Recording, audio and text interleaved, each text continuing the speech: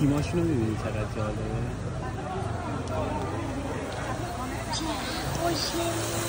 اینا یه تیمه.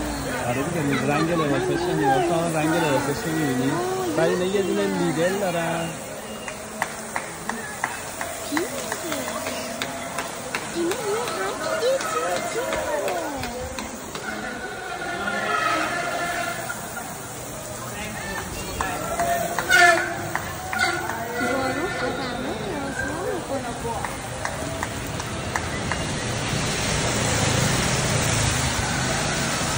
اینا هر یه تیم داره. اینا اگه دوچرخه‌هاشون خراب شد دوچرخه‌های ذخیره مال تیماست دیگه. اینا همه تیم‌های مختلفه می‌بینی؟